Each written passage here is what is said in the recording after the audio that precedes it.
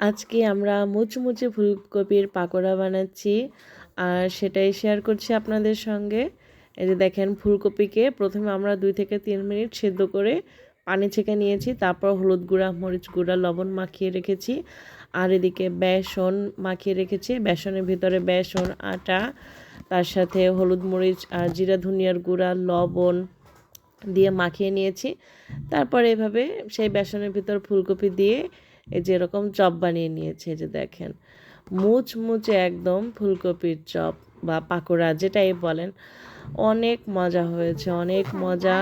আর আমার ছেলে মেয়েরা আমরা সবাই খুব পছন্দ করি। কি যে মজা হয়েছে। আর একদম প্রথমে ফুলকপিটাকে হালকা একটু সিদ্ধ করে নেওয়ার কারণে ভিতরটা অনেক সুন্দর হয়েছে।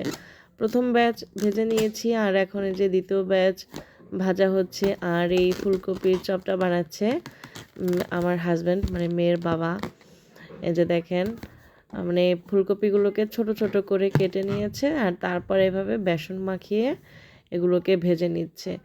আর এই চপটা খাওয়ার জন্য আমরা সস নিয়েছি আর তার সাথে পেঁয়াজ কুচি কুচি করে নিয়েছি।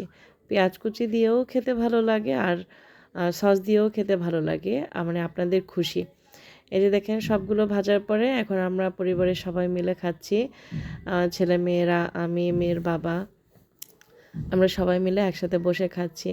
তো এই হচ্ছে আমাদের সংক্ষিপ্ত ভিডিও, ফুলকপির চপ খাওয়ার ভিডিও। যদি আপনাদের ভালো লেগে থাকে, লাইক কমেন্টস করে, সাবস্ক্রাইব করে বা ফলো দিয়ে পাশে থাকবেন।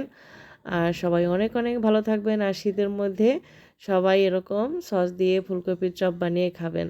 আশা করছি অনেক ভালো লাগবে। আজ আমাদের অনেক ভালো লেগেছে, আপনাদের অনেক ভালো লাগবে। হ্যাঁ, সবাই মিলে অনেক মজা করে খেতে পারবেন। ভালো থাকবেন। আর নতুন নতুন ভিডিও দেখার জন্য আমার চ্যানেলটিকে সাবস্ক্রাইব করে রাখবেন অথবা আমার পেজটিকে ফলো দিয়ে রাখবেন।